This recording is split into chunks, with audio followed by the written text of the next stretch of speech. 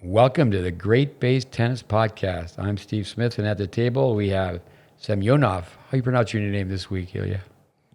Semjonovs, that's perfect. That's good. Perfect. That's Yeah, good. yeah, it's getting better. And on the phone we have Andy Fitzell. Andy, where's your whereabouts? Where are we reaching you? Columbus, right? How you doing? Yeah, I'm in Columbus, Ohio at the moment. And then from Dallas we have Dave Anderson, the Big D. How you guys doing? Good. Yeah, great to be here. Well, thanks. We're going to talk about common cures for problems in tennis. Not that there's any problems with forehands and backhands. But let's do this. Mixed doubles. Any comments on that? Starts Tuesday, Wednesday, Thursday. Let's go with Andy. What do you think? I just had this conversation several times over the last week. Mixed feelings that overall, I understand the marketing behind it. Maybe we even talked about this on the last episode. I was with you guys, but I would think whoever wins that event, it's really an exhibition. There should be an asterisk next to it because it's kind of a dumbed down version in my view. 4 games for the first couple of rounds, and it just doesn't really count. I thought the scoring format was same. And you did Nope. mention at Wimbledon, one of your students, or I think it was Wimbledon, or it was Australia, Burrell, she was in the finals and they played a 10-point tiebreaker. Yeah, in the third set. But the first 2 rounds are 4 games. I mean, it's going to go very quickly. Yeah. So we'll see. I mean, what kind of turnout they have, I'm sure, because they have all the top names. Just not the same. And what do you think, Dave? Ilja? I think doubles could happen. That could happen doubles down the road. What do you think, David? I mean, yeah, I kind of echo what Andy said. I'm not a fan of it at all. I think I think we're going the wrong way as far as trying to get the appeal, whatever. I get it. It's fan week. They think it's going to boost some things that'll help attendance during that week and maybe trigger it into the next 2 weeks. But,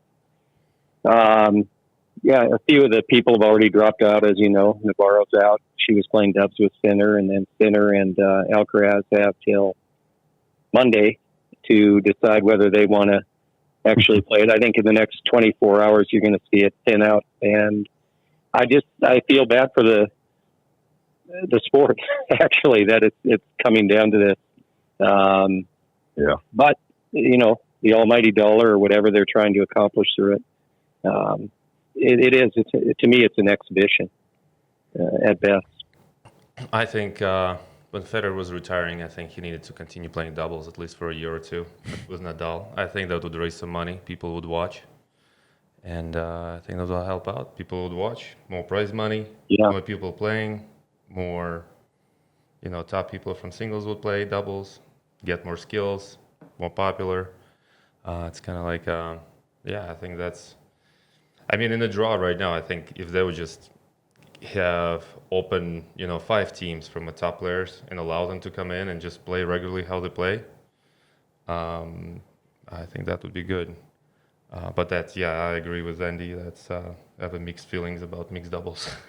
They could have a feed-in system nationally. They did that with singles many, many years ago. So Joe Public could try to get into the event. Yeah, tennis needs a shot in the arm, but I think it's going to be one up, one back doubles. I don't think it's going to be high-level doubles. Last night it was 3-back in the semifinals of Cincinnati. 3-back, one up. And the 2-back side was the serving side. I was at Ronnie and Paulini, yeah. I was at the tournament, Battle of Boca. Michael Yuzhny, what's the Russian pronunciation? Yeah, Yuzhny. Yuzhny. He was with 4 kids. They were playing doubles. All 4 staying back. Of course, he didn't. He was on the picnic table just looking at his cell phone. It's like, what is going on with our sport? Here's something else. I'll run this around the horn before we get to our topic. Who makes the decision? Sinner Alcaraz tomorrow, Monday, at 3 p.m. That would be noon on the West Coast. I mean, don't some people work on Monday? What do you guys, just your thought on the time of that? Let's go, Andy. You mean on the decision to play? Well, it's on a Monday, which could be good. I remember years ago, Monday Night Football, I'm 70, Dave's 60, Andy's 50, Ilya's 40, I'll give a take. But when I was maybe in my 20s, when Monday Night Football came out, of course, back then there was only 3 TV stations, and it was huge. It was huge. So I would think that they would want to have it on, but have it on after people get home from work. But let's go around the horn in order. Andy, what do you think of the time? Why are they doing it at 3 o'clock in the afternoon? Yeah, well, they're trying to maybe, as people are going to sleep in Europe, it's on. Maybe as people are just getting off of work. Yeah, that's kind of an interesting time. Well, that's your work schedule, Fitzell. Full work. Well, I mean, some people maybe getting off a little early on a Monday. I'm not sure. On a Monday, Fitzell, maybe on a Friday. Well, home office. I mean, it's possible. Some people aren't even going into work these days. Maybe it was the same committee that decided that college tennis, the double scoring should be to 6. Maybe it was the same committee. What do you think from North Dakota, Anderson? I mean, it's idiotic. I mean, I'll have it on on my court that I'll be teaching on the match on. But I think it goes. The real problem is they extended the timelines on these Masters 1000. Right. And I mean, we watched last week in Canada. I think the finals or something were on Wednesday, Thursday at one point, or they were just. It was really weird how it's all unfolded here the last month on the Masters 1000s. And but yeah, if you're going to have it on a Monday, have it on. I mean, put it beyond 6:30, and because I like you, Steve. And by the way, I'll be 61 in less than 48 hours, so I'm catching up. But the thing is, I mean, put it on in the evening. Yeah. Actually, I don't get it. Vic Braden, 1975, 76, 77, the U.S. Opens played at Forest Hills on clay. And PBS, Donald Dell put the deal together. He was mentored by Jack Kramer, just like Vic was. But that's how Vic entered everybody's living room. It was Monday night tennis. I mean, I was a newbie, 1975. It was very exciting. We were going to watch the finals. And all the lead-up tournaments to Forest Hills were played on clay on Monday night. With here's another one. Is it right, Andy? The British team, they won 22 matches in a row. Why don't you go on that one first? It's tell us if their names, Cash and Glasswell. Yeah. Yeah. Pretty solid. Been talking to my guys a little bit about those guys over the last few days, and they really just don't beat themselves. But both of them serve well. They get in most of the time, but they're just playing basic percentages. And so in the right moments, we're really in these doubles matches, just a few points here and there, and a lot of match points and set points and saving of those points and deciding points is really just to make sure you don't do anything silly on those key moments. And that's one thing that those guys do well, is they've got their basic patterns and they're going to play the math in their favor. And if you can beat them with bad math, then too good. Oh, that's interesting. Yeah. With that story, I heard that I read Louis Caillet's had 20 teams be in the Wimbledon final. What are your thoughts on that, Andy? Yeah, I think these guys talk about that, where they've got fixed plays that they work on that cover basics, and they just keep going with those. And if you can beat them, otherwise, then great. But I know they just focus on basic patterns and positioning, to set people up, just like we do and talk about in singles. Just basic concepts. So they've got those basic concepts in doubles, and they stick to it. Under pressure, it's kind of like, hey, be principled, do the right thing. And they seem to be doing well with that. That's good. Before we Makes roll sense. here, Dave and I were talking about, mentioning a few things about the underspin backhand. It's a lost art, the one-handed backhand approach shot. I remember Wielander, he won the French in 82 and 88. He certainly had added that game to his game. He won all three. People forget he didn't win Wimbledon, but he won the Australian when it was on grass. But what a great tool. Why don't you go first? David, what do you think? Underspin backhand. Yeah, I think that the rare occasion that we get to see an underspin backhand, like just coming back from Kalamazoo, it seems like the only underspin backhand that I saw was a fluff, kind of a bluff. There were a few players up there. That's probably being exaggerating a little bit, but I'm shocked it isn't used more, because if there is a time and place to bring it into the sport, it certainly, I think, could be incredibly beneficial now, because of the skills that are on the other side of the net, and some of the tendencies. And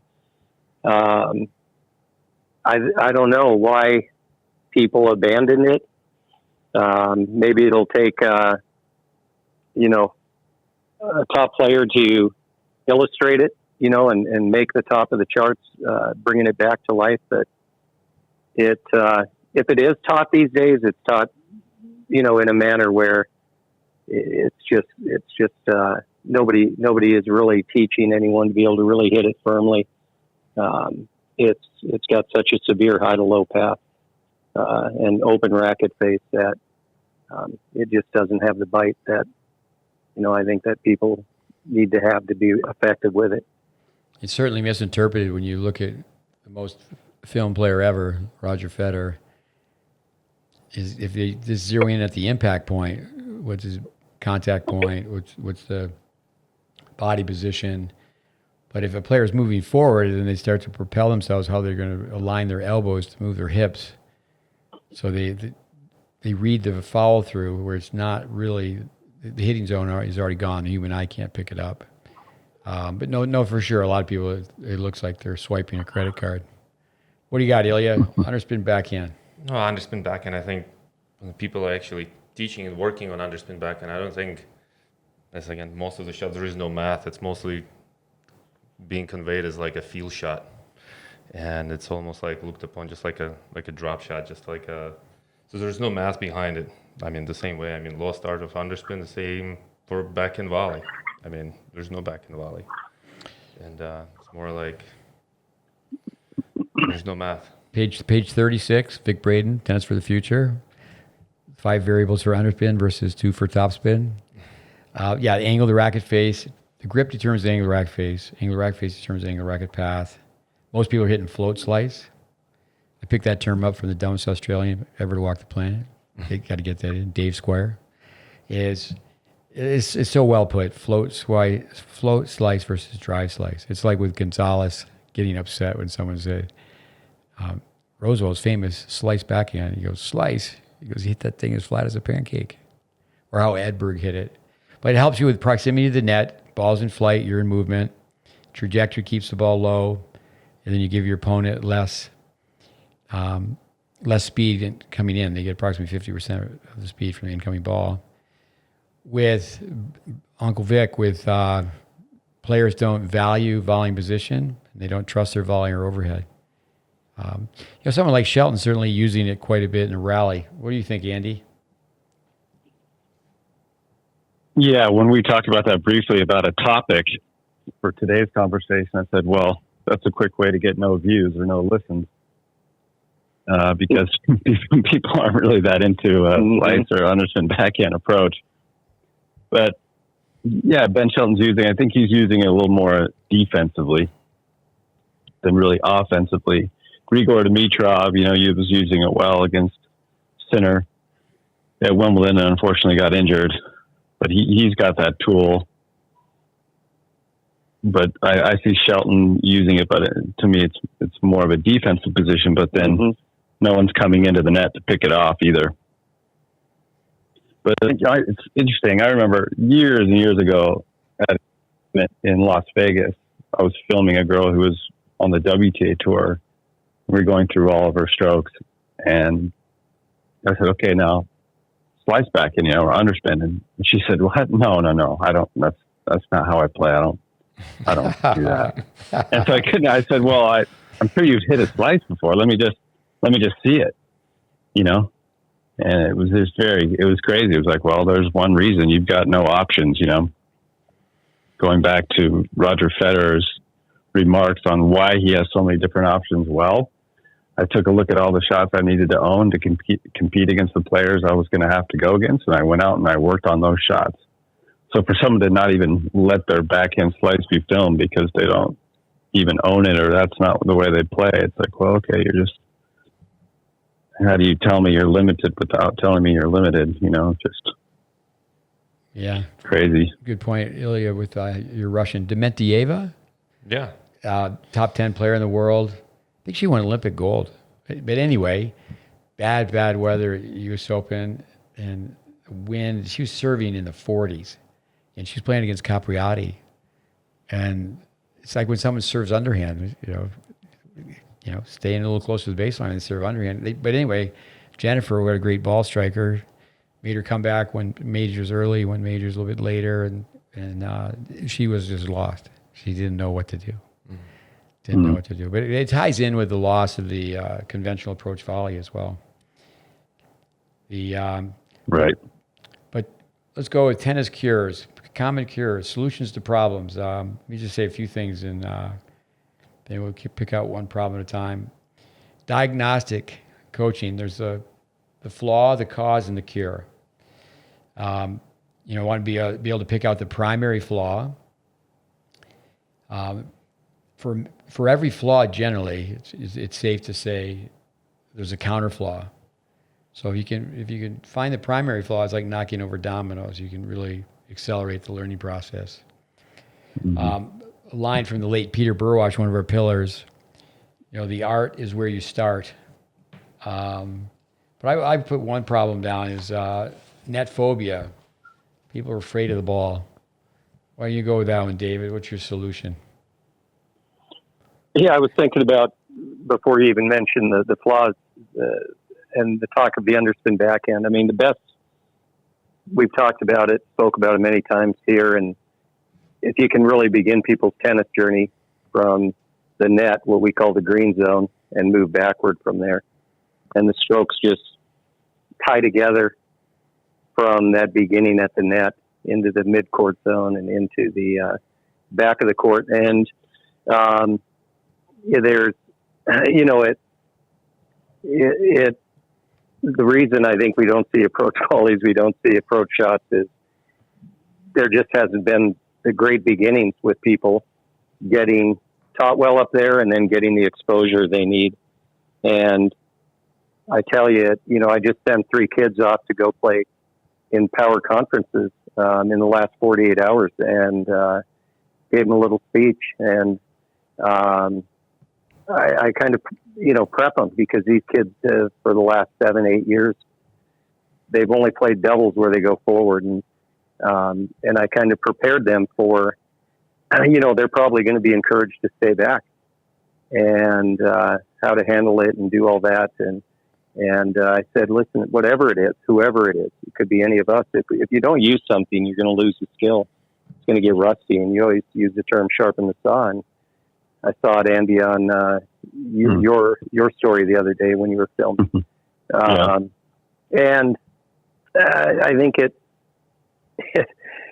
it's no different to me than people that actually are running around to do anything to get a forehand, but their backhand is a better mechanical side. And, but you only hit one of those and you hit 30 of the other. You're going to time one the side with 30 a little better, typically.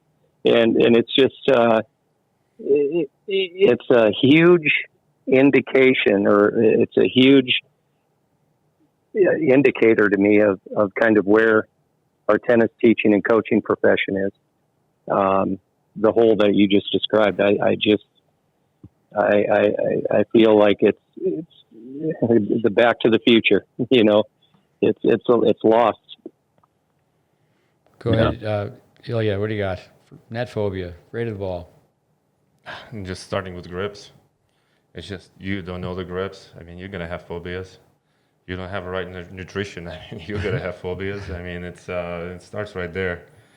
And it's only enough for just one side. And again, backhand.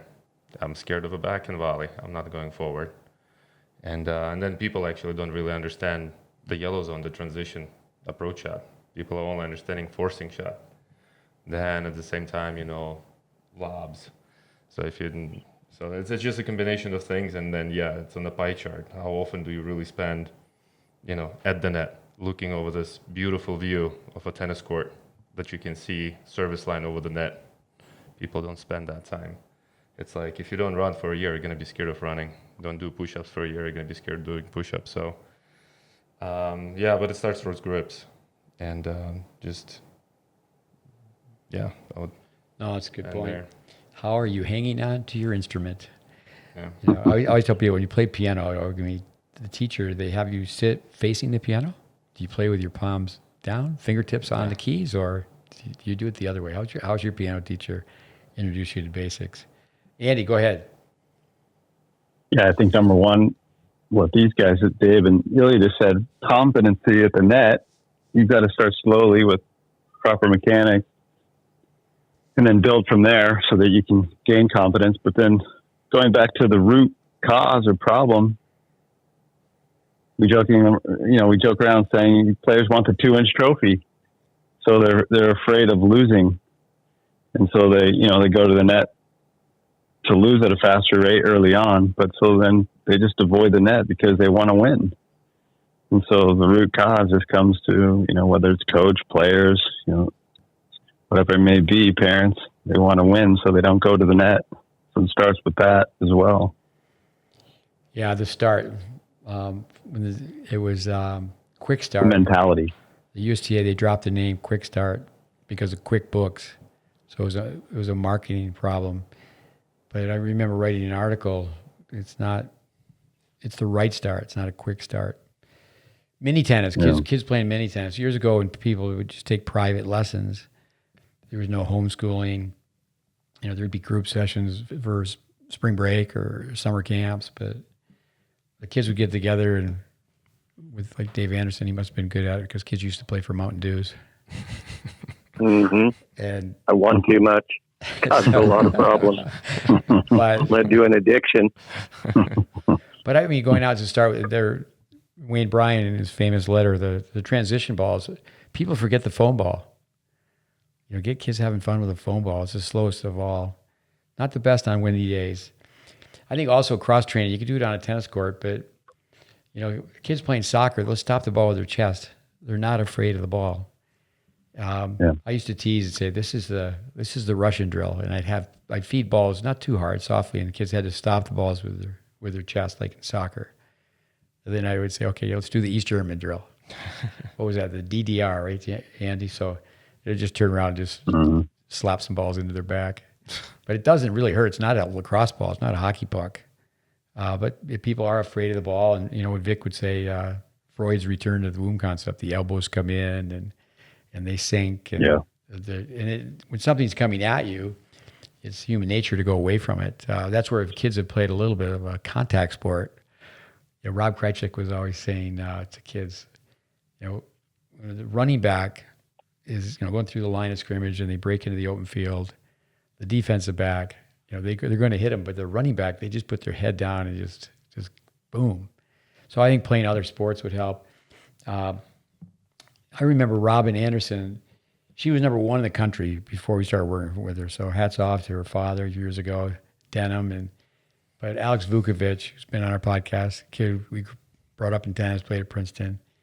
He became her hitting partner because she's from New Jersey and Princeton's in New Jersey, everything, story, circumstance. So she's at our place when she wants to go to UCLA and was either Duke or UCLA. And I just remember telling Stella Sampras, my request, if I have one vote in this, is that when she goes to UCLA, she doesn't serve and stay back for one ball in doubles. She just goes, and goes. But I recently was a PTT. One of our 15-year-old students, Maggie Sones, played her. So 15 years old versus 31 years old. And The future is now. You got to go, and then all sorts of drills around that. But let's go to another problem. High toss. Let's go with Dr. Fitzell. What do you got? Toss the ball lower. No, going back to, program your swing, learn that first. But I like the drill where you get about a racket's length away from a wall or a fence, and then, reach up, extend on the fence. You could even go up on your tippy toes and then mark that spot. You can do it at home as well. Mark that spot on the wall with a Band-Aid. You might have to if you're a little bit taller, you might have to get a chair or something, and then just practice tossing to that spot. You just have the ball just glance it. I like the story of Roscoe Tanner as well, knocking, reaching up on a tree and knocking the leaves off of a tree branch and then tossing to the broken tree branch. I think that's a good idea as well. But with the fence, I think, or a wall, you can just get it. So you just kiss the fence with the ball just to get that feel of, okay, that's about as high as I need to be on the toss. Go ahead, David. Thank you. Yeah, it's, again, a very common thing, especially, you go back to the early starts of, I know when I started coaching and we were just in the vast minority. I mean, as far as trying to get people, when we tell people to toss near their peak, but it seems the tennis world is slowly catching on that it isn't really as beneficial, slowly, but it's definitely starting to lean into people understanding at least from my perspective a little bit, but it is literally the thing I spent 2 hours with on a player that I worked with today, and they definitely had the serve synced up, to kind of a 3 count at one point in their life, and now it's not. And a higher toss has led to the racket face fanning open and the body pulling open, and it's just one little adjustment the wrong way, and it's led to like you said, secondary problems. But I filmed off the TV. They showed Ottman's serve, and exactly. They slowed it down, and I paused it, rewound it, and I've been showing that the last couple of days to everybody to just show how that guy's kinetic chain is just flowing, and it's just there's not a lot of parts that can crack, and I stopped him right at the point of contact, and it really does appear, and it's that he's getting it on the way up, and but his power line was just unbelievable with the 345, and I feel like it's very hard for people to get that look and line up those 345s with the toes and the belly button to the net post and the body leaning in at not quite a 45, but roughly, and that when they toss super high, and it's not that complicated. It's kind of like Andy said, just toss to where you can hit it. Yeah, I'm glad you brought that up, because I was just going to mention Terrence, and I was mentioning that to the guys that I'm working with now as well. Just, hey, look at this guy. He's doing well. One of the reasons why he's able to hold serve, he's got a great serve. It's right there staring at you in the face. And returners can't read that toss that's hit right around its peak. You don't get feedback, to try to get cues to the direction of where the ball may be going. Shelton's the same thing. He's hitting pretty close to the apex. Or Perry Carr. I mean, it's all right there. But yeah, how many times do we get grief over people, or Vic, I should say, Vic Braden, over that concept, and yet all the biggest servers have that. I always think of Matt Clore, he was at Florida with Shelton for 2 years, and now Shelton's based out at Lake Nona. And Matt was in the room where someone was telling Shelton to toss high, and then the person left the room, and Matt, who takes, he's not one to just talk. He's a very quiet guy, and he just say, hey, don't do that. Toss low. With Like Zverev, it took him a long time. He's brought it down and he's brought it. But I would just go cold turkey, like you just said, toss low. I like to have people just hold that racket up at the contact point, go, that's where it is. The riddle: does the racket find the toss? Does the toss find the racket? Take care of the swing, program your swing. That's where Bobby Riggs could put the blindfold on and do really well because you beat people with a blindfold, but he served. Every other game, he had the blindfold on when he was serving. With Vic Braden, the higher the toss, the more time you have to be crummy, the more time you have for extra movements.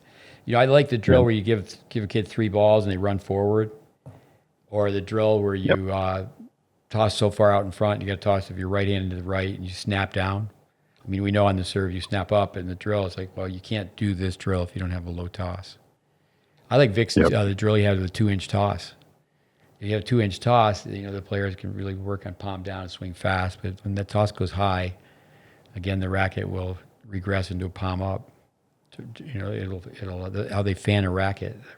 If you're different kinds of learners, right? So visually, people need to see. I mean, when I do video analysis and you show them where the peak of their toss is, and then it has to go up that distance, but it also has to come down that distance. So making that a time span, visually, that's pretty striking for people where they go, well, yeah, I didn't realize that actually, if it's 4 feet too high, it's actually 8 feet.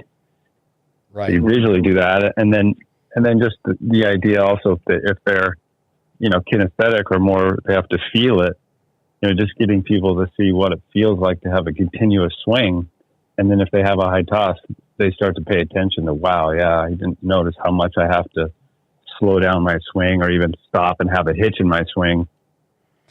So you start to get them to be aware of some of those by different ways of learning, which helps. Definitely stays in the window a shorter period of time. The rate of gravity, 32 feet per second. And it's more difficult to hit up on a ball that's falling. One advantage that some of the tennis physicists have talked about, like a Howard Brody, is you do get a marginal amount of topspin from the dropping ball, but it's, it doesn't take into effect, if you have to stop your swing or the timing issues involved.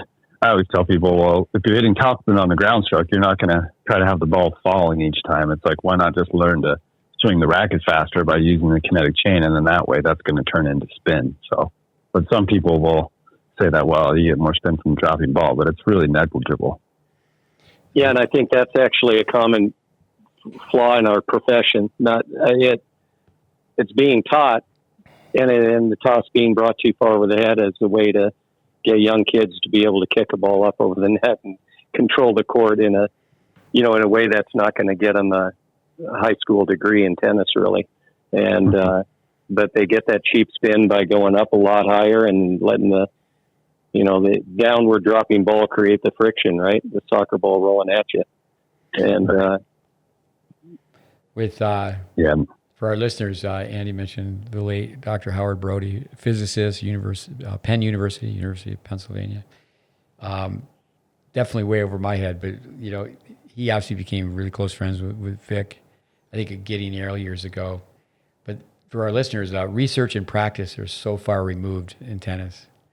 And as Ilja mentioned, tennis math. There is homework that's basically what the GreatBase is. It's just a lot of homework that's been put together for the idea of improving tennis teaching. But yeah, the listeners could YouTube Howard Brody. What a brilliant man. And Vic used to consider him a mentor. What do you got, Ilja, on the high toss? No, I agree with Dave. He said that people are catching on. Again, Ben Shelton, Zverev, Zverev lowering his toss, and now everybody's talking about this low toss. So hopefully that sticks. Like usually in tennis, there's point like, Federer coming to the net twice a game. Hopefully that sticks, but it's not sticking so far. So hopefully low toss sticks, and that will improve the game overall. Also, every time I hear high toss, I see your video, Andy. You have that video that when you start presentations with the guys tossing, it's like going through like a 5th floor. I mean, he's right next to. It's on the beach. He's right next to a lighthouse. Yeah. It's coming down with icicles. I mean, it's more time to make more mistakes. But then in the end, I mean, just the drills for this. Again, I'm just going back when I had no information, just teaching whatever I had. I had no idea what's going on. You gotta load up on your legs. That's what you're getting. The kid has a palm up. You gotta load up. You gotta toss high for more time. You're just using all those cliches that are myths. But eliminate everything. Put a kid, it's like on your knees and try to toss it high. If you're tossing it high, it's going somewhere left. You're not gonna serve it, Yes. Or the good one is like when you're on the bench. I actually like wobbly benches with the kid. It's a little high. It's like scared to fall down. Well, try to toss high on that thing. Okay, I got it. Low toss right here.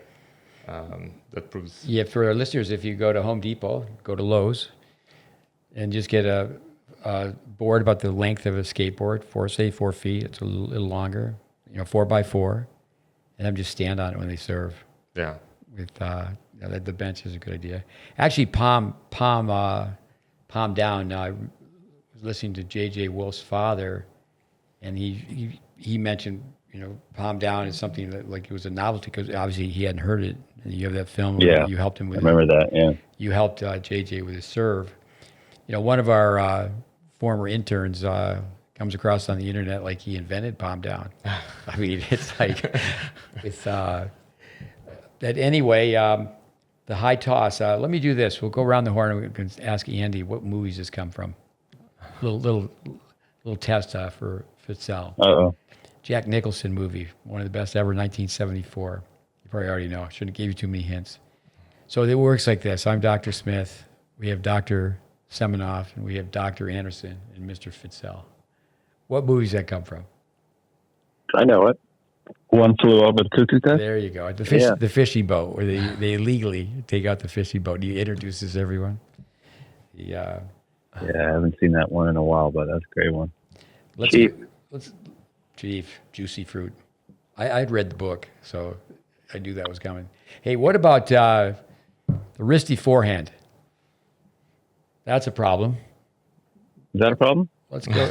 let's go with Anderson first.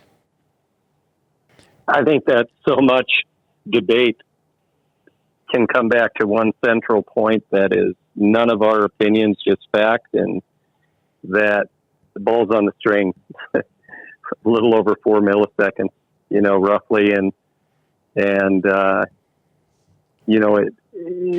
I don't know why people have such a hard time accepting that. I mean, I can't, that concept right there, it seems like people can't really grasp it, and yet they can just swallow the pill so easily when people use terms like come over the ball or get on the outside of the ball, and I get why people feel that kinesthetic sense of being early and things like that, but if you go back to that one concept, I think it really, really shuts down what people would attempt to do with their wrists, in that little tiny speck of time that we call the hitting zone. And I think that people, what they feel versus what's actually happening. And, it's a kind of a twisted version of the quote that I love in Facts Have No Feelings. But I think the kinesthetic sense and ultimately nobody really stops and breaks it down and just looks at that key moment leading into the hit and just after the hit. And, but very misunderstood. I think that we are, as Vic Braden said years ago, we're at war with the wrist in tennis, and it's a daily battle that we suit up for as coaches. Go ahead, Ilja. What do you got? Wristy forehands. Again, it just starts with math. Before you talk about technique, I mean, it's good to explain to the players where they're standing on. Again, so seldom of players, coaches know the dimensions of the court, and it's just amazing. You're showing 3 triangles. It's a long rectangle, but when you draw it, it's like, whoa, that's a rectangle. You don't ever see that picture on the TV when you're standing on it. And then, question comes. You can miss on a tennis court 4 different places. You can miss it wide. You can miss it wide on the right, left side, net, or long.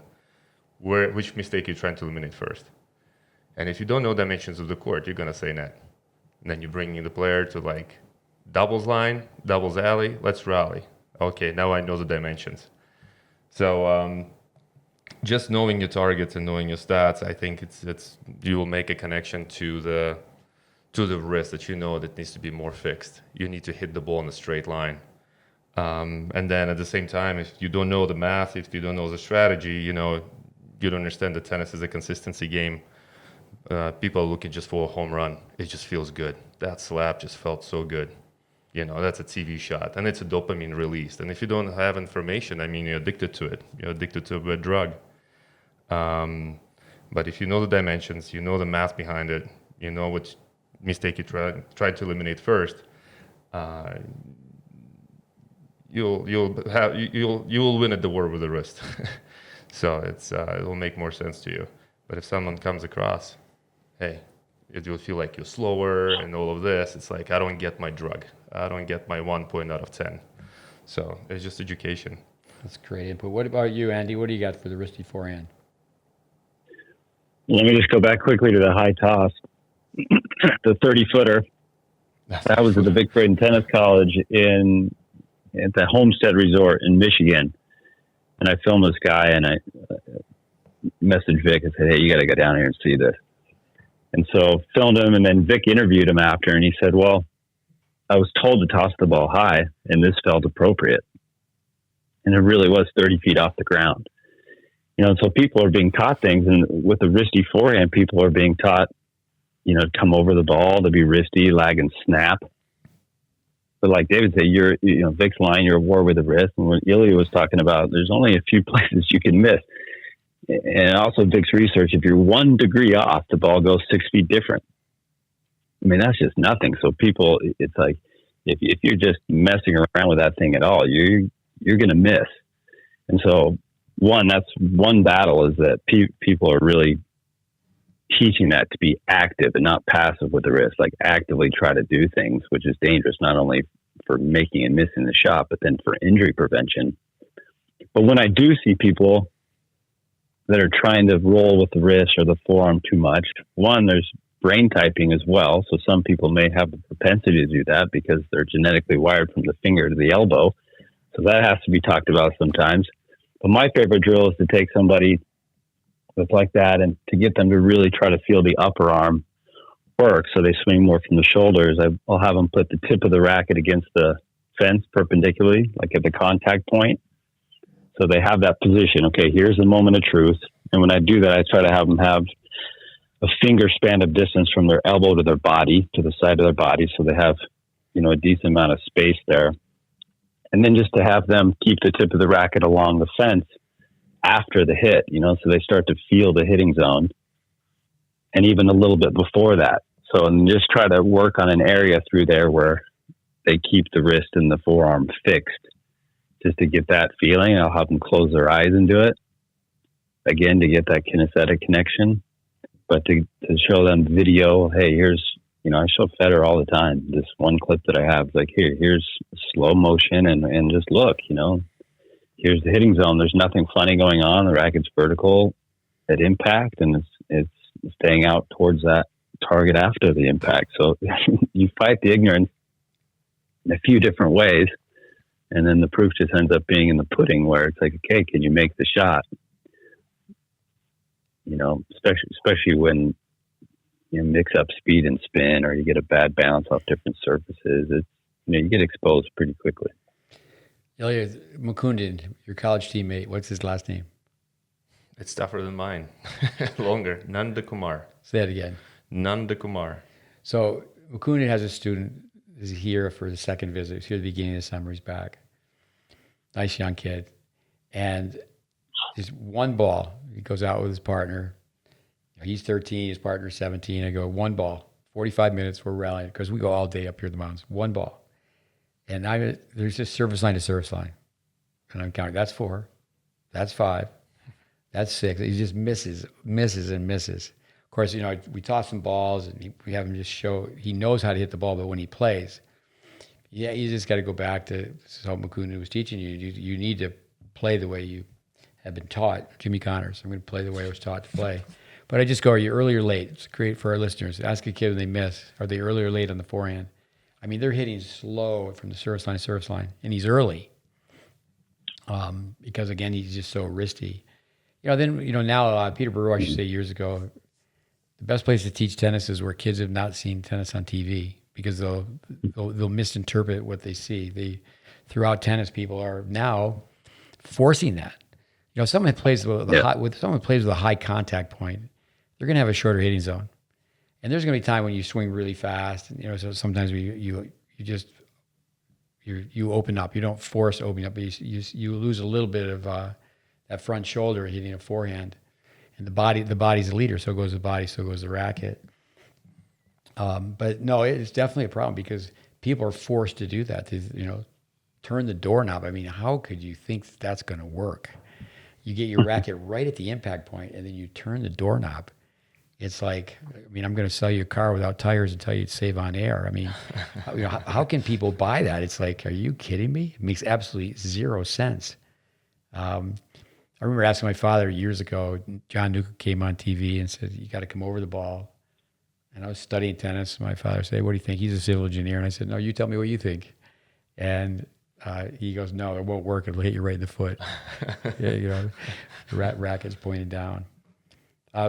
Talk a little bit about, let's go back to David. What about Sinner? Where that definitely he has wrist play on the forehand. Yeah, I got to be quiet because I'm in my house, and if I say anything derogatory about Sinner, I won't be here for the next podcast. They'll take me down. But no, I love him. I love watching him. I think he's such a class act in how he handles himself. But he's got calculations, and it's interesting to me. I think we talked about this several months back. That going back on and just looking at the footage of him as a young boy and kind of years. It isn't year by year, the footage that's available on him, but it's just always interesting to me on how somebody arrives at that point that he got to. But I think it's amazing what you can cover up, even in the pro game, if you move like he can move. And I think that's one of the things that when we deal with average athletes, that are not average, but the typical people that come through our doors, they don't have that genetic factor to cover up much. And, Sinner, he is able to cover it up a little bit. He's got, he doesn't have the free falling loop from the top. He, which interestingly he kind of had when he was a young boy. And, but why it evolved to that, I don't know. I do know that very few people are out there on the pro tour right now that are capable of exploiting that at all. And, but somebody will come around and, who knows where it'll go from there. Well, tomorrow Alcaraz has the skills to come in and just really attack. You're going to attack the forehand. It's like when, Connors was a little bit older and his record against Lendl was not on the upside. But he beat him 2 years in a row at the U.S. Open, and legend has it he went right up to Lendl. Goes, the guy 5'10", maybe 155 pounds. He just takes his index finger and points at Lendl like his mother used to point at him, and said, "I'm coming right at your forehand." And you have to attack the forehand and give him less time and less space, and make him hit passing shots. But it's in one sense, the tennis court's tiny. Down line, cross court, 19.1 degrees, but you can also say, well, if you tilt it up on its side, it's as big as a barn. And people are staying back and way back, and they're letting him just take rips at it. And with a wristy forehand, I like to tell kids, take 3 balls, and we mentioned this before, is just go up to the net, no racket, and just toss the ball and hit a volley. No, toss the ball, hit a forehand. And it's okay, now toss the ball and hit a topspin lob, where they increase the angle of the racket. So instead of going up a flight of stairs, the swing pattern's going up an elevator, and they're releasing the swing from their elbow. You know, like there was this guy named Nadal. You know, but it's also the swing being horizontal. You know, there's other parts of the flaw. Do they get the racket below the ball? So let's go from there and just say, what about a big backswing on the forehand ground stroke? Let's go with Ilja first. What do you got? It starts again from a young age. Big backswing. Just trying to hit the ball harder. You're not strong enough. But again, you have more time. If you need more time for a bigger swing, so and you look at all this, 10-year-olds, 12-year-olds, they're staying next to the fence. And how you play at 10, that's how you play at 11, how you play at 12, and goes on. But then at the same time, I mean, if you're just practicing forehand, do you practice tabletops? Do you practice volleys? I mean, just like you said, interrelationship of strokes, interrelationship of spins. Math behind it. And then, a drug called YouTube. You're just watching at YouTube, you're watching pros, and if you don't information, I mean, watch pros for inspiration, not information. And, people are just confused. Wall, I mean, that will answer some of their flaws. If you're just hitting the ball really hard against the wall, you're going to have a short swing. But not a lot of kids now hitting against the walls. So the walls are gone. So there'll be more walls. I would say maybe more kids would have a shorter swing.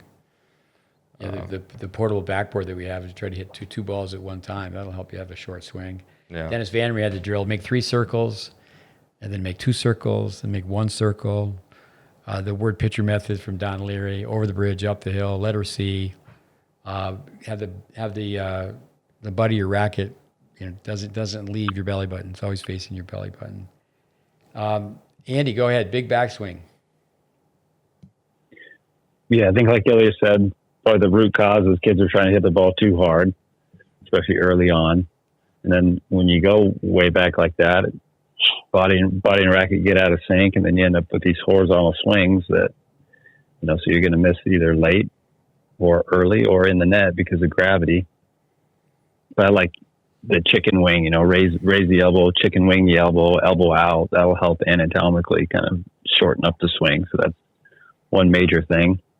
Another thing you can do is stand with your racket behind the player, although you got to be careful, but you can give them instant feedback where when they go back too far, they touch your racket. Obviously, you can do that with a wall as well, have people shadow swing with their back to a wall, but to try to get their swing shape to match the shape of the court. But those are some thoughts on the shorter swing. What are we use them as teaching aids. I think for a swimming pool, they call them noodles. Mm-hmm. So you just, right, good call, yeah. You just stand right behind the player. If people could get a hold of Vic Braden's book, the second book, Teaching Children the Vic Braden Way, I mean, it works like a charm. I mean, we do body balance positions, we do checkpoints, and then we just say, okay, let's go up to the wall, and just keep the edge of your racket while you're doing a forehand volley, and then from there, just keep your racket on the curtain, say an indoor facility, the entire swing. And then you go, okay, now just move back like 3 inches, 4 inches a bit. Just go fast now. 1, 2, 1, 2, 1, 2. But you're right. I like the Welby Van Horn's line. And the worst thing that could happen to a kid is they hit a lucky shot. And they keep trying to hit it. Live by the sword, die by the sword. People, they think, they hit one TV screamer, and they think, okay, I'm searching for that again. People are going for here's another good line. If people are going for the $100 shot from the 10-cent position. But then there's leaders in the game like Mark Kovacs, and hats off to Mark. It's an academic endurance trip to get a PhD. But then he comes out and says, well, Madison Keys has a big swing and she's top 10 in the world, or Sloane Stephens. I know Jim Klein, who spent so many years with us, and one of his students is Ryan Reedy, who spent a little time with us and does a good job with 2-minute tennis and with winning's confusing. It's like, well, would Madison Keys, would she have been better? We're not taking anything away from Madison Keys. There's some with a high toss and a big swing on the backhand, on the forehand side. talking about this like Sam Querrey on the TV channel. It's like, yeah, guys, just swing how you want on the forehand. Just swing how. When somebody like this comes to your TV, into your living room, that just confuses everybody. No, Andres Barbosa, he went from his podcast right to the TV booth. Barbosa was upset. He goes, why didn't the American public, U.S., just know how funny that guy is? And there's no tennis math. There is no tennis math, And that's true with a lot of the pros. And juniors need to get to the point. One of the best lessons you can have, this comes from Braden, is just hit it. You have a better chance of having the racket face be vertical to hit by swinging fast and slow. But which way is the racket going? So goes the backswing, so goes the rest of the swing. And you go, like Andy said about the toss, you go 4 feet too high. You got to come forward. That's 8 feet, 4 and 4. And the same thing. A kid takes a backswing, it's 4 feet behind him. Vic used to take a string and attach it to the racket and said that the best forehands are about 15 feet in length, and most people are closer to 23. Davido, what do you got? Well, I mean, at Bradenism, your ready position is really your backswing, and getting really organized, and having the body and the racket very organized in the ready position solves a lot of problems, and then it becomes a lower body game, and getting to the ball and just letting everything circle from there. I think there's big backswings from the high position, meaning, as you turn and the racket's up and people get on the other side and break the plane of their body from there. And then I think another really common one that I see a lot of is where when people have a loop swing and the racket is in the up position, they don't leave it up long enough and they don't just let the swing set fall once and they drop early, and then the backswing gets big, and actually the bottom side, it gets around knee level and then seeks out racket speed, so it then breaks plane from the low part. But I love to have people hit two hands, hit two-handed backhands as though they were a lefty, and I love to use the net, stand on one side of the net and have them belly button to the net, and I'm just feeding balls, and they have to keep their racket on my side of the net as long as they can, tend to circle there. But it's very common. I think we all like to hit the ball. People just like to take a swat at the ball, and I think one thing you said about critics, it's not that we are saying Rybakina can't hit a forehand. She obviously can. It's about, could she really raise her floor in her tennis game? That Navy SEAL principle of, many people, their ceiling is high enough, but their floor is way too far down, and just bringing their floor upward a little bit might lead to a lot more satisfying career. And like Andy always talks about, less injury prevention. Well, and also, David, think about the next generation, and we've talked about a lot with Isner and some of these guys, where imagine if they would have learned how to play at the net. Yeah. So it's next generation, because all these kids will look up to these players and go, well, so-and-so, deviates the racket like this, or so-and-so has this big swing, so I want to try to look like them. One thing with the phrase, or just 2 words, higher, longer. I used to write that on the blackboard, training tennis teachers, say higher, longer. Mm-hmm. And you hold the racket, like Steffi Graf. Just weighted their racket up, and then let the racket go. David, someone that you and I worked with together, so slight of built when she was a little kid, is Julie Scott. She hit the ball harder than anybody we were training with, because she'd hold the racket up, wait, and then go. And well, you used to always say higher, longer. Right when you said that, I thought you were going to throw this name out to you, because I heard you say, keep that thing up longer to lift the Kimmel 1,000,000 times. Yeah, literally. And when you started to say that, I thought you were going to throw her name out. No, it was Julie's training mate. With she went on. I believe she's has her PhD in psychology. She played at Illinois, and she became not all American, but she was all Big Ten. And with keep the racket higher, longer. And she actually started tennis relatively late. With she was one of the 4 girls that we worked with, David, who our listeners, they all played back when everybody played high school tennis. The 4 girls serving, volleying every ball, won the high school state doubles match, state championship. With Yeah, but the ATP forehand, this is the WTA. What a shot at women with, but No. try to have it not go past your shoulder. Have it not go past if you're right-handed, your right hip. We'll just take a few more of these. We should come back to this because there's talk about problems. There's so many, problems with stroke production. With how about big swing on volleys? Let's go to North Dakota. Who's been to North Dakota? The only person I didn't know who's been North Dakota who's not from North Dakota is Dave Anderson's wife. That's not true. I know a lot of hockey players, but Yeah. Well, Dave Getz. Dave Getz. Dave Getz. Yeah. Love that guy. We need to get that guy back on. Dave Getz. Yeah, he's my hero. The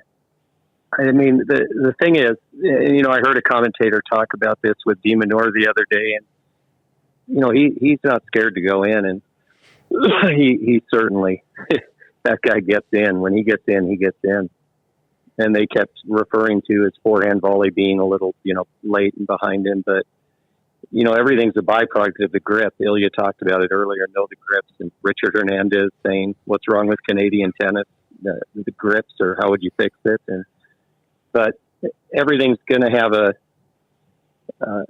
there's a ramification or consequence for everything, and I think that when people are on a true continental grip trying to hit a forehand volley, they're in a very difficult position, and you're going to see a lot of excess moves. Conversely, when they're on a kind of a hybrid Eastern forehand, many times not even a composite grip, trying to hit backhand volleys with one hand. The further they work away from, a number 3 on the forehand or a right side, a number 1 on a backhand, the further they're gonna typically have excess moves to try to compensate, and but it's common. It's common, and I think that there's a number of things you can do to cure it, but I think that you got to get people back to the core of it, getting the hands and the body organized, and get them off to the right start with that first. With the volleys, Vic Braden had what people refer to as a rapid fire feed. Grab 3 balls, go boom, boom, boom. Just like you're taking a drumstick and just going tap, tap, tap, tap. And guarantee if you could feed the ball fast, that's one great way. George Basho used to go out, the late George Basho, it so much to do with the USPTA and testing. So he'd have a basket of tennis balls and he'd have a basket of teaching aids. Vandermeer, he would tie your racket, the string to the racket and string to the net. And then you toss your balls and when you pull that racket back, the net, you could just feel the tension between the rope and the rope, the racket, and the net. Boom. And going forward, but again, I think the ratio of balls hit, you look at video all the time, go, well, the ratio of balls hit, you haven't any volleys. So that's why your volleys look like ground strokes. Go ahead, Andy, what do you got? Big swing on volleys. Yeah, I think the core problem, people trying to hit the ball too hard, so they take big swings, have big laybacks, causes all kinds of different problems. Like what David said, goes back to organization, the ready position. You want to have your elbows off your body. And again, that's going to help you not lay the racket back. But I think keep things compact for most volleys. Obviously, if you're dealing with a floater or something, you may take a bigger swing with body rotation or a little bit of a layback. But one problem with the volley too is even if you say, okay, let's just turn from the ready position, just turn and make a wall with the racket. The other thing that's going to happen automatically is when the forearm goes forward, the equal and opposite reaction is that the racket and wrist is going to lay back a little bit. And so even when you get people go super compact, you're still going to have a little bit of play in there when you're stepping forward. So you've got to exaggerate. If you have a big backswing, you got to really exaggerate keeping that compact, because when you film people, even as a coach with the naked eye, you think like, wow, that looks pretty good. It's pretty compact. And then you film it, you see that action reaction happen. So that's one thing. It's like, even with a really compact swing, you're still going to have some play in there. That teeter-totter. Yeah, exactly. So, yeah, make a wall with the racket, but I like to, concentrate on getting the elbows off the body. That helps. And then also just putting somebody against a back fence and feeding them volleys where they get instant feedback. All those things, the kinesthetic feeling, that's instant feedback. Video, again, the visual learning, just to be able to see it and go, whoa, geez, I didn't realize I was going that far back. Another name for mini tennis is just touch tennis, just touch the ball. And where do the power sources come from? The speed of the incoming ball, movement forward. Feeding balls to kids where, okay, hit a volley and without any wrist play, it's got to stay 3 times in the court, 4 times in the court. Hit, freeze, hold, self-evaluate. But yeah, if you don't volley, you don't volley. Here's a simple problem with, one, they don't go to the net. 2, if they go to the net, they're going to run around their backhand volley, hit a forehand volley. Then that upper arm, the elbow comes in, they're jammed, racket face is open. When most people miss volleys, and the volley can be a drive, the ball's above the level of the net, but the grip is one thing, it opens the racket face severely. A continental grip will open the racket face 45 degrees. And then the elbow being raised is an unnatural position. It's like Ben Hogan in golf. Do what's unnatural for 10 years and you'll be able to play. Yeah. Let's go with 2 more. We can come back to this. We'll start with Andy again. Not getting the racket below the ball. Ground strokes. Forehand side, backhand side. Yeah, one of the most common errors. And just going back to visually how we see the court, you have to be 6'7" when you're standing on the baseline to see any part of the opposite court without looking through the net. So most people feel like they can hit the ball at the same level as the ball with the racket, so they don't get below the ball. So that problem that we have visually with the court. So it's definitely one of the biggest errors for forehands and backhands. What I like to do to cure that, I think practically a lot of times I'll stand next to someone and just have my racket at knee level and have them practice swinging under the racket, but I may toss the ball and have them swing under my racket and then hit, just to get the feeling of gravity and getting the racket to go high, low, high. I've seen a drill where people toss the ball and then you swing under and miss the ball and then hit the next one. I think you were just mentioning, Vandermeer, just making those little circles. Those are all good drills. Another one I use a lot is to put a chair behind you, and this is a Braden drill, where you let the rackets fall until the tip of the racket kind of grazes the chair. And usually that's about knee level. So for a waist-high ball, that sets you up, to swing low to high about 30 degrees. So, yeah, that's definitely one of the biggest ones. So you got to get people getting the feel of the racket free falling and then swinging up. So all kinds of ways. I mean, I think we could make a list of 100 different ways to do that, but those are a few that I use often. Davey Baby, what do you got?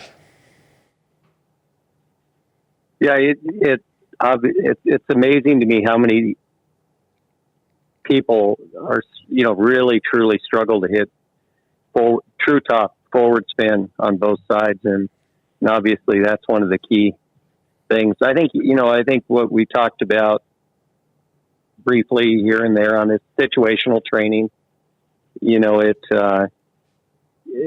mentioned some great drills to do on it, and if you have situational training really, where even if we want people to play all over the court, where the only ball allowed in the service line area inward is to serve, and other than that, you just got to start hitting the ball deep, and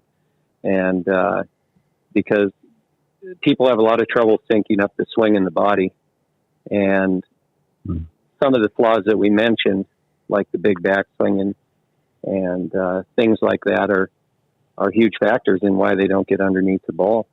And getting that body and racket synced up to where everything's just going down together. The racket's falling, body's dropping, and then the racket and body are driving up together, and the swing's getting that vertical path. And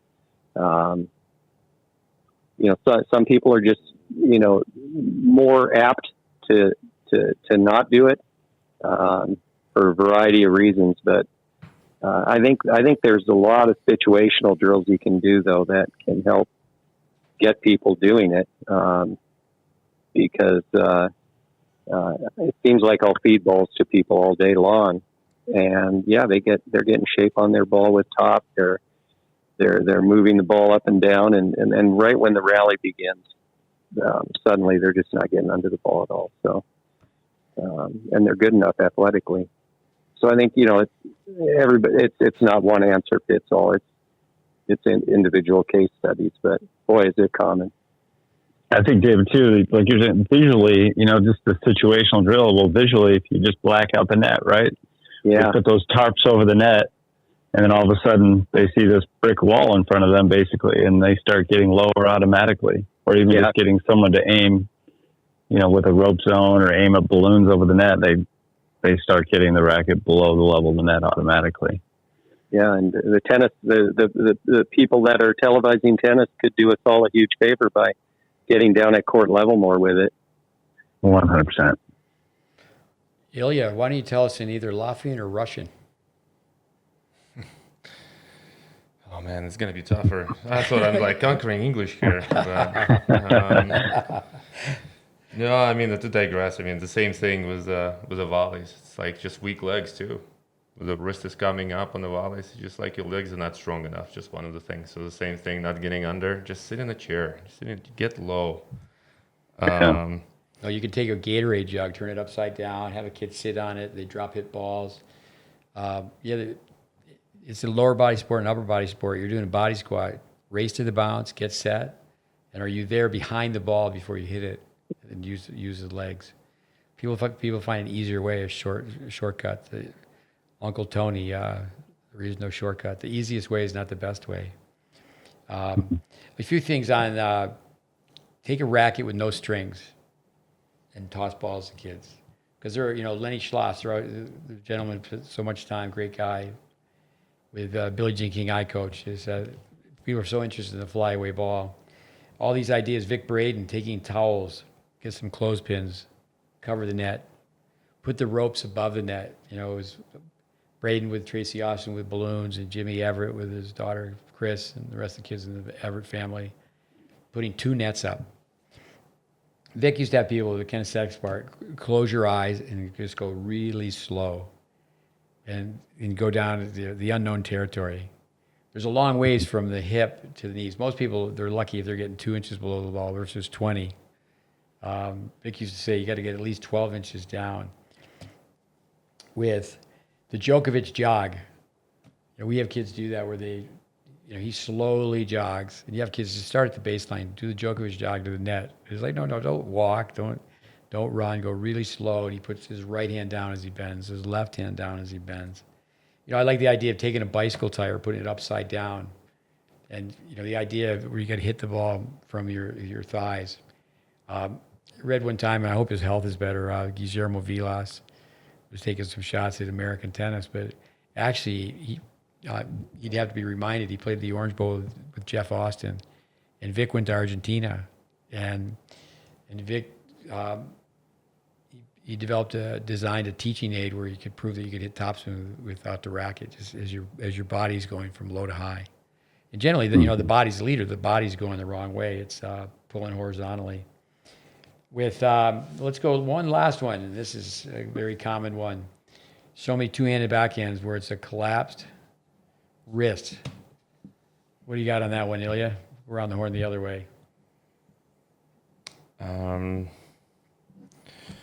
Going back to Djokovic's drill, hitting lefty forehand, hitting one-handed backhand, hitting two-handed backhand. Just understanding the path of the racket. Like you steering an airplane. You're trying to land it. You're holding on to the steering wheel. You want to land it on the airway. You don't want to take it off. So the same thing. Think about a backhand. Hands aligning. But again, it's just information too. I mean, you're looking out there, and it's amazing actually. If you will take some of the players and you will show them, okay, let's film your two-handed backhand. And now with AI right now, let's eliminate your left arm. if you're righty. Let's see what you're doing. If you would be hitting one-hander, what's happening in here? And the red flags will just come up right away. You know, right arm is collapsing, the wrist is hitting. You won't be able to hit it this way.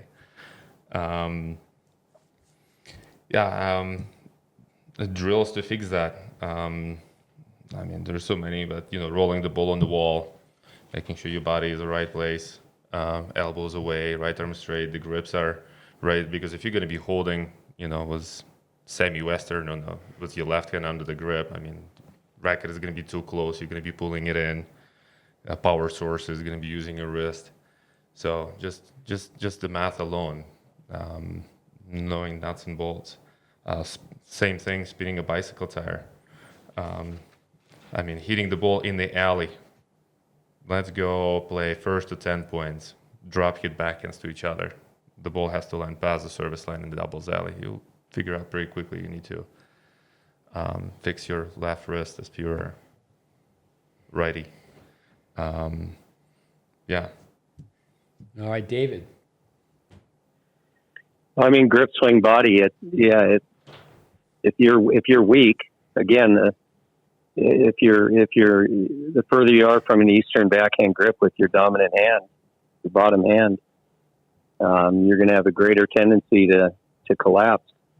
I wouldn't say Djokovic is, you know, on a pure Eastern backhand grip, and he does have an incredible uniturn at the beginning, where his right arm is extended and he's just coiled his body. But what I think a lot of kids do that they don't see him do, I mean, his hands will drop from the loop position, and they're leaving the hands at the high spot where they've turned, and then letting the racket head collapse. And but you know, the collapsing affects the on these kids that I encounter, anyways. 99% of them, it seems, are their foundation with their grip on the backhand side is just flawed, and you know, that's the point of origin for it. That it's, you know, going back to how I think tennis is best taught from the net up, or the net back rather. You know, you get people doing a two-handed backhand volley, and then you get them going back to the yellow zone and just working on, you know, kind of a Nike swoosh or that tabletop movement, and go from there. Hitting off the cone is a great way to eliminate people that have that habit. I almost feel they're going to have to do that in order to rewire it seems. Andy. Yeah, don't try to do it. You know, but it really, I mean, yeah, it's just one thing. Again, going back to the forces involved, and this is on the forehand side as well. When the body starts to unwind and lift, the racket goes lower because there's an equal and opposite reaction. So it's going to happen. You're going to get some collapse in there. And exactly like David said, if you've got these grips that are on the dominant hand that are, you know, towards the forehand, it's going to be more pronounced. And that's where the injuries can get in. And so, yeah, at least have a continental, you know, between an Eastern and a continental, and then you're going to have less of that, you know, for the risk of injury there. But it drives me crazy when you see, just like David said, when someone makes a unit turn and then they just collapse the wrist because that's what they think they see. You know, just don't teach it. Just work on the basics where you go high, low, high, try to let the racket free fall. Again, the math on that, you get 5.5 miles per hour times the square root of the height of the drop. So if you got a 4-foot drop, you get 4 times 2, which is the square root of 4. You get 11 miles per hour if you let it free fall. But if you just do this collapsed wrist, you lose all that. You know, you don't get the gravity speed. And so, yeah, just don't teach it. Use the legs, sit in the chair, and then try to have good grips. I mean, as a lot of this conversation, this makes me think of the Richard Hernandez, you know, a couple of things is how would you help Tennis Canada is grips. The second thing is some of these people just need to be pushed out of an airplane. Richard Hernandez, you know, how do you help Tal Goodman? This kid just needs to be pushed out of a plane. You know, it's just like, you know, with the noodle, when you're talking about the noodle to help forehands, it's like, yeah, use that to help somebody give feedback, but at the same time, you got to hit them over the head with it. It's like, geez, do you get it? The wrist on the forehand. Things are going to happen passively, and on the men's game, on the pro tour, women's game as well. But there's so much improvisation. Where people having, and then different motor skills with people, strengths and weaknesses. But geez, can you just agree on some basic fundamentals and the way the kinetic chain works, and staying down, the same thing. It's just the forces involved, and getting aerials line. You can't see the forces. But yeah, it's a pet peeve of mine. One, there's going to be some collapse of the wrist because of the forces involved, but don't try to do it. And you can always tell the people that try to do lag and snap and try to do these things because they just end up shanking the ball all over the place. You're not hitting it like these players that have developed these swings through years and years of practice, millions and millions of tennis balls, and also developing their body and just the timing involved in all this. It's just really unfair to compare, to some of these players and try to get them to do that. Yeah, you can take the basic concepts, but it takes years of practice. Well, let's have a shout out for Tal Goodman. Tal, he's 5'4". Tally, baby, we love you. Comes out of the Richmond Hill Country Club with Richard Hernandez, Miran Mann, others. And he's 5'4", but he takes a year off, goes to college, 5'8", or maybe 5'5", 5'9", but he grows some. Physically, he's taller. So with Tal, first 3 years at Penn, wasn't in the lineup because he hung in there, didn't go away. And loved what Miran Mann said about Tal. He's the same in every situation, very authentic person. But his senior year, he cracks the lineup. So shout out to Tal Goodman. But with Ilja on the Nikki Pilic drill, a guy who coached 3 Davis Cup teams, where he had Djokovic drop hit a left-handed forehand, a one-hand topspin backhand. You can't cheat on a one-hander. That's a great way to teach the two-handers. Have a kid be able to hit a one-handed backhand. Vic used to have the video. Certainly we don't have that type of sophisticated equipment where he could just erase everything and just show you the collapsed wrist. Mm-hmm. It's amazing how many players will do that. Agassi was in the booth, and I love to listen to Agassi. Sometimes, like all of us, he gets a little bit out of his lane when he starts talking about some things from a technical standpoint, but he really knows tennis. And I know now he's going to be coaching the Laver Cup, so it's always fun to listen to Andre. But he said he would die when Roddick first came on the scene. I'd die for his serve. He goes, I never, and he did. He had 2 really second serves, and he said I've never got free points. So then the commentator, the color person sharing it, not the tennis expert, asked him, what about his backhand? And he goes, well, because Roddick had just said all backhands, Agassi had said all great backhands are above the wrist. And then they asked about Roddick. They said, would you change it? And he just said, well, the horse has been out of the barn a long time. But, Roddick on backhands, he's being inducted to the Hall of Fame. And he says, well, I feel really good getting to the Hall of Fame. I might be the worst player who's been inducted to the Hall of Fame, self-deprecating comedian. And he goes, but Jim Kerr's standing behind me, and he also had a crappy backhand. But he had grip on 4 with his left hand, a little bit different flaw. But I think kids need to get a tripod. Parents should have them film themselves every day. Baseball players, they get it. They hit off the tee. In the game, they're in the on-deck circle. You got to quiz kids. What's the 3-point landing, Braden? You're going to get, you used to throw a penny on a court, and the back foot's the plant foot, like you're stopping a soccer ball. And then the body goes down, the racket goes down as the foot goes out. The follow-through is the end product of the swing. And, with a really good two-handed backhand, say they're a righty, when they finish, the tip of the racket's going to be still slightly pointing to the left. I think it's all application. Certainly, okay, you need to have the information, but then applied skills. If you take a bench and you just put 3 balls along the bench and have the kid got to sit in the chair and they roll the balls off the bench, that's not just that you do that for a 4-year-old. Yeah, so many things on the backhand. Not having it, because when you do that, when you collapse the racket below your wrist, basically you're being lazy. You're it's okay. I'll keep my body up and I'll just play with my arms.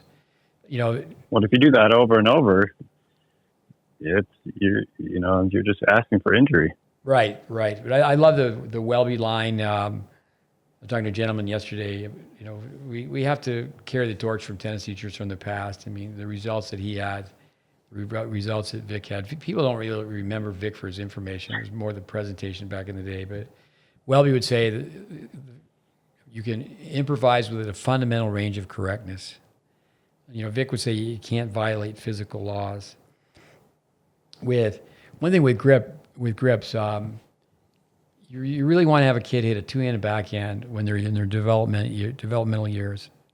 They're working on form. They have to take form. They have a backhand grip. Now, I know I did so many traveling clinics years and years ago. I would be the person doing the video, and Vic would be out on the courts. And then as he got older, I myself need to think about becoming a classroom coach. You get older, it's like, okay. But actually,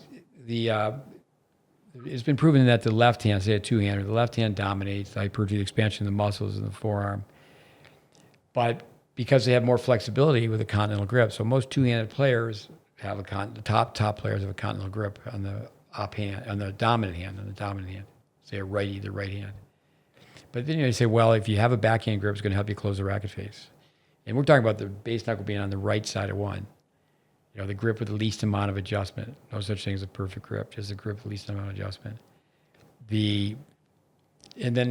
But that's a problem where I think too many teaching pros, they're saying, well, we got to develop you to play like the pros.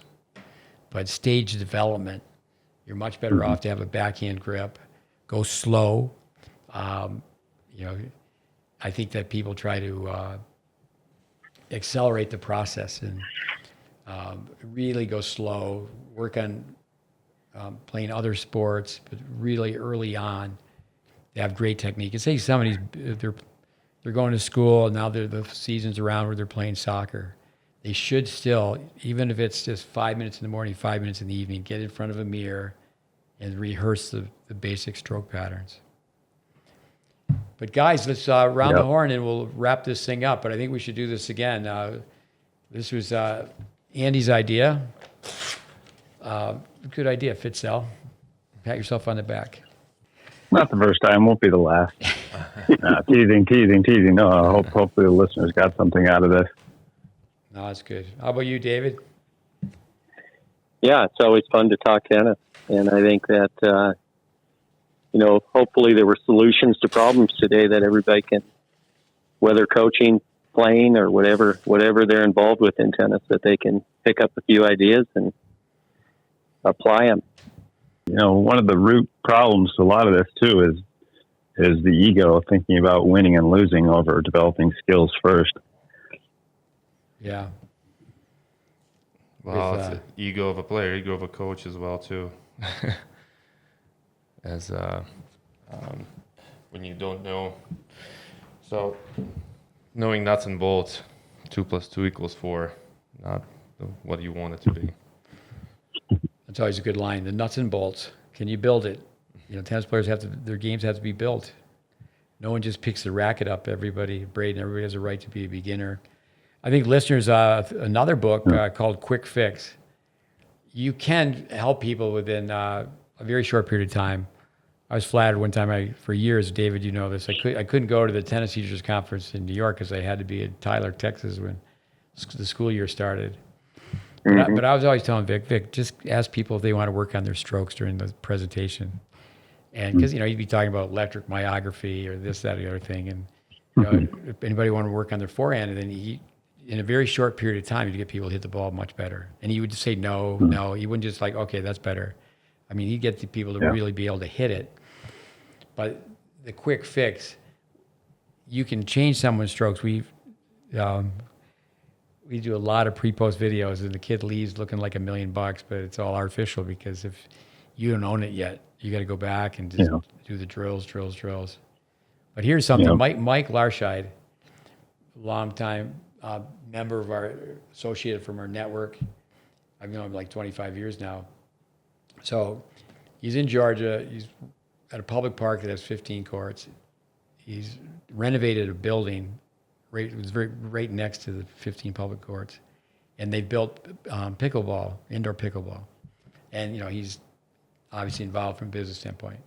But part of the indoor renovation is they have an area with video, and they're helping people with tennis technique. And he's calling it the Tennis Lab RATS. And the RATS stands for Refining, Acquiring Tennis Skills. It's pretty good. That's a great T-shirt. But anyway, U.S. Open coming up. Tennis people, enjoy the U.S. Open. We'll all be watching the U.S. Open. And I guess if you're a tennis junkie, you could listen to a podcast or two during the U.S. Open. But guys, thanks a lot. Appreciate it. Yeah. Good. We'll check Good out. times. Thanks. All right, thanks. Thank you. Adios. Adios.